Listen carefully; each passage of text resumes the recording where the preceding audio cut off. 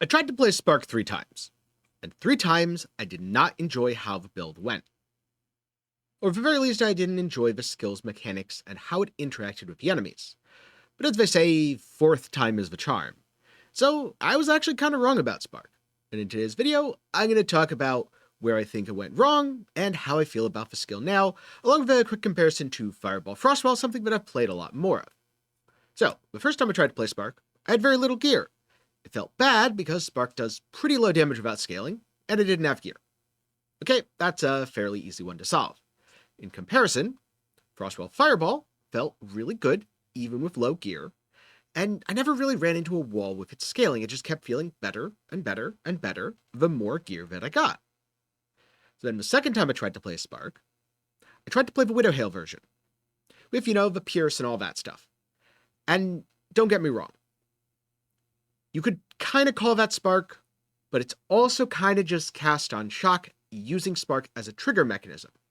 It's not really Spark any more than, say, cast on crit in Path of Exile 1 is a Cyclone build.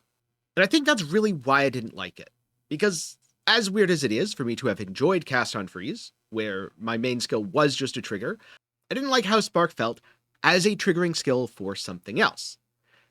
But at the time, I thought, oh, it's probably just that my gear isn't good enough. So I went back, and I tried it again later with even better gear. And it still felt bad. And so I said, you know what? That's fine. Not every skill has to be for everyone. Maybe Spark just feels bad to me, and I won't play it. Until I recently talked with Captain Lance, who is playing a completely different version of Spark, using a wand, using a focus, or a shield, whatever you prefer, and not going the Widowhail route. In fact, his goal was to do damage with the Spark itself, which is much more in line with what I wanted. And you know what? It's actually pretty fun. And so, at least for the time being, I'm a Spark enjoyer. Probably not going to have a build video on this, just because I'm not really doing anything except copying what Captain Lance did. Then again, who knows, maybe I'll tweak stuff in the future, and I'll end up talking about it. But in addition, playing a build that's both so similar and also so different to what I'd been playing previously with Fireball Frostwall has given me an interesting perspective. So first up, if your question is, can I just swap between the two? Honestly, no. It's surprising how different the gear you need is for both. Spark really shines once you have unique belt ingenuity, whereas Frostwall Fireball, well, honestly, for me, it felt pretty good the minute I started using it. But if I had to pick any moment where it goes from good to, oh my god, this is amazing, it was when I put on the Snake Pit. And so, in this regard, I'd say that Frostwall Fireball is a more budget-friendly option than something like Archmage Spark. I also noticed something really interesting that I wasn't expecting, which is, in big open layouts, Spark actually feels much worse than Frostwall Fireball. But in enclosed areas, Spark feels better. I kind of felt like it was going to be the opposite. I thought, oh, well, in an open area, Spark just covers the arena, and it feels good. But no, the problem there is the Sparks tend to miss the enemies. Whereas in very tight, narrow corridors, the Sparks bounce around in the corridors, killing everything really effectively. It kind of feels like the big, juicy fireball explosion, without having to set it up by dropping a Frostwall. Second of all, another main difference is the Spark has much less visual feedback than Frostwall Fireball. If you drop a Frostwall on a rare or on a boss, and then you cast Fireball, and you watch that boss explode, it is very viscerally satisfying. You get that immediate feedback of, I pressed the buttons and did the thing, and now the enemy is dead.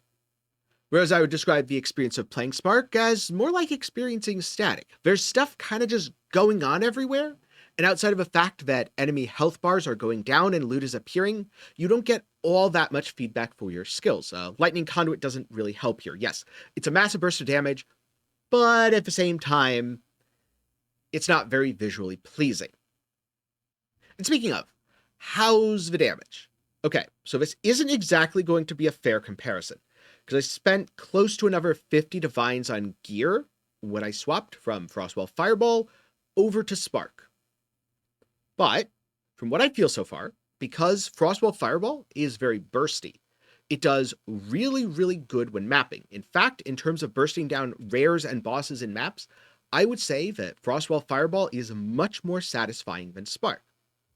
But in terms of big bosses, like Tier 4 Zesht, I would say that Spark starts to win because it has better sustained DPS. And due to its lower cast time, it's much easier to tap the button and keep going, then tap the button and dodge a mechanic, as opposed to having to drop the frostwall, and then having to fireball it, which is well over a second of total cast time, even if you have good cast speed on your weapon and or rings.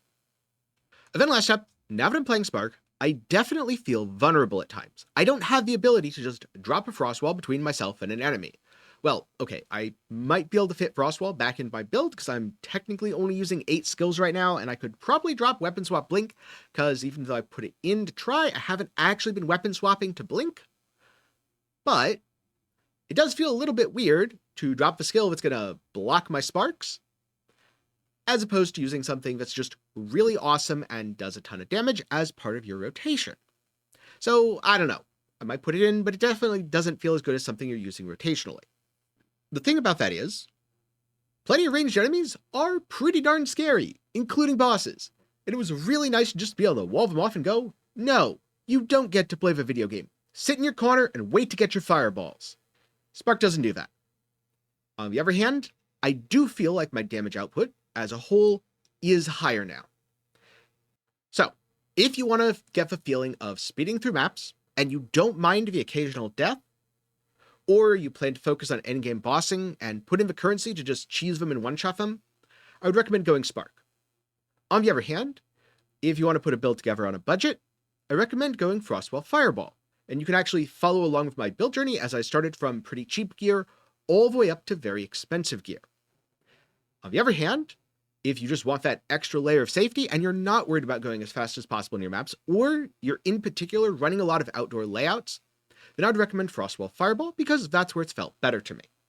And so that just goes to show, sometimes it's not about the skill itself, but it's more about how you play it. Like, I've watched Crouching Tuna play a good bit of Cast on Shock, and when he plays it, it looks really good and really fun. When I play it, it's just not that fun. That's totally fine. Doesn't mean the build's bad, just means it's not for me. But I have found a way to make Spark work in a way that I am enjoying. And as for what I'm going to do from here, I don't know. Maybe I'm just going to reroll a Mercenary, play a Pathfinder, try something else completely different, or maybe I'll go down the rabbit hole of lightning damage is lucky. I guess if you want to see what ends up happening, be sure to get subscribed and ring that notification bell. With that said, if you've played both Fireball Frostwall and also Spark, either the Cast on Shock or the non-Cast on Shock versions, let me know some of your experiences down in the comments below. Just one thing. I don't want this to become a one skill good, the other skill bad. I think both have their merits, both are very strong, and both are very fun.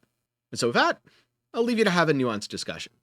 On the other hand, if you want to know about some of the mechanics that I use to scale Archmage, or how my finished Fireball Frostwall build ended up, I'll leave those videos up in the card and down below. You can watch them after this. But that's about it for me today. So, thank you very much for watching to the end. I'm glad you've enjoyed. Don't forget to leave a like, and I'll see you in the next one.